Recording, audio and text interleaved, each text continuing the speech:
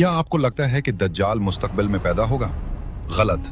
हकीकत यह है कि वो पैदा हो चुका है, वो जिंदा है और उस वक्त उसी जमीन पर किसी अनजान जजीरे में लोहे की भारी जंजीरों में जकड़ा हुआ अपनी रिहाई का इंतजार कर रहा है। ये कोई कहानी नहीं, ये वो खौफनाक सच है जो एक सहाबी रजी अल्लाह अन्हु ने अपनी आंखों से देखा था। ये वाकया उस वक्त का है जब हजरत तमीम दारी रजी अल्लाह अन्हु अपने 30 साथियों के साथ समंदरी सफर पर निकले। अचानक तूफानी लहरों ने उन्हें घेर लिया। पूरे 30 दिन तक तूफान उनकी कश्ती को समंदर में इधर उधर पटकता रहा। आखिरकार सूरज ढलने के वक्त वो एक अनजान और सुनसान जजीरे के किनारे जा लगे।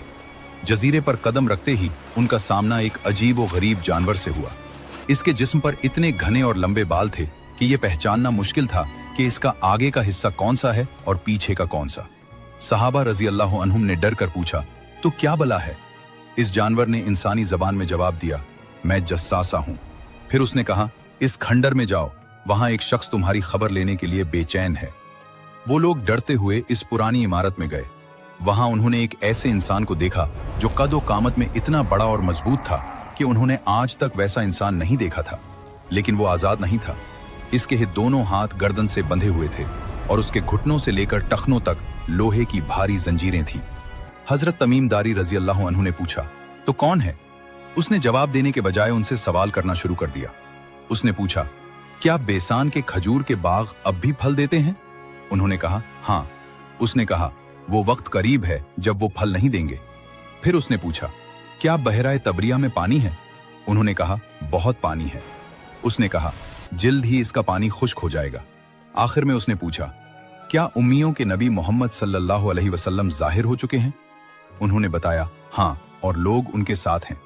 यह सुनकर उसने वो राज खोला जिसने सबको दहला दिया।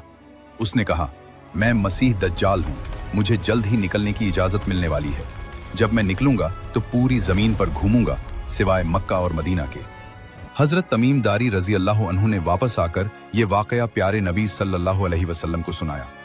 नबी सल्लल्लाहु अलैहि वसल्लम खुशी से मिंबर पर खड़े होकर फरमाने लगे, ये वही है जो मैं तुम्हें दज्जाल के बारे में बताया करता था।